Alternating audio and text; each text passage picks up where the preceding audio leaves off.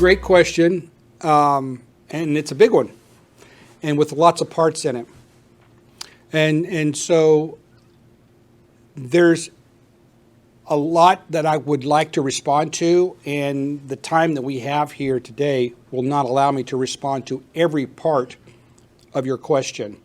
So in your notes, you should see an email address for myself, and so I'm speaking directly to the individual who submitted this question. If you would write me directly, I would love to respond to you and be much more detailed with you directly. But with that said,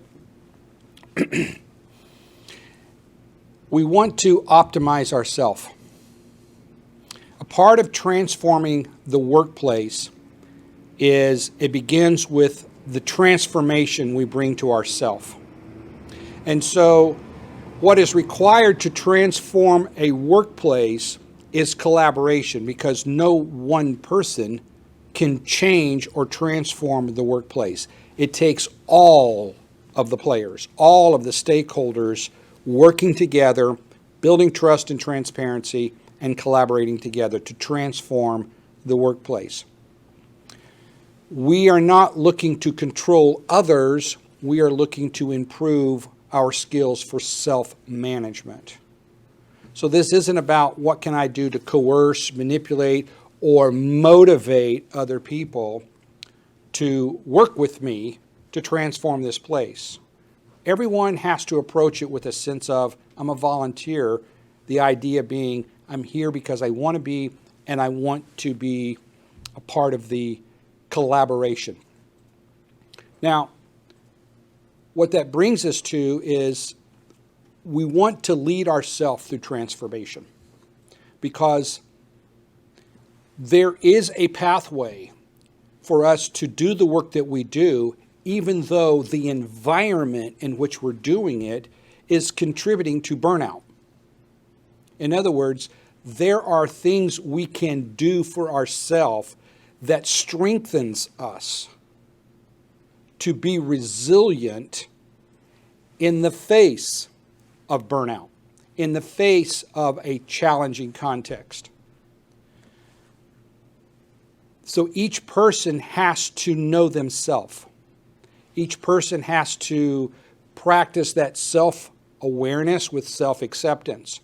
And so as you're growing yourself, as you are maturing yourself in your work, you will come to know to what degree you can still be effective in your present context, in your present organization.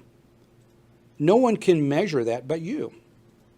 Because there's not an independent metric that says this is the mark you need to achieve to be excellent, or this is the mark you need to achieve to be effective.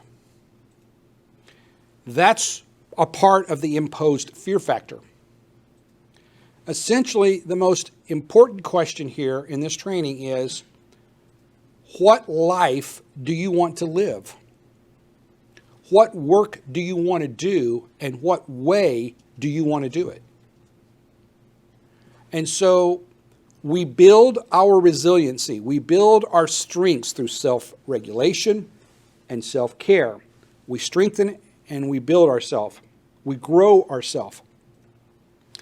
And as long as we can be the person we want to be, doing the work that we want to do the way we want to do it in our organization, then my encouragement, and it's an encouragement, it's not a directive. I'm not here to tell people how to live their life or do their job. But my encouragement is that you stay with your organization. If your organization is providing a venue for you to be the person you want to be, doing the work you want to do, even though in some ways it's not as ideal as we would like, if you're able to be the person you want to be, then my encouragement is to stay.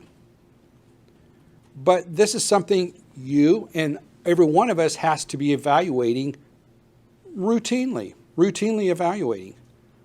What do I need to do? And where do I need to be so that I'm exactly the person I want to be, doing the work that I want to do the way I want to do it. And then you let that be the guidance, the guardrails for the decisions you make.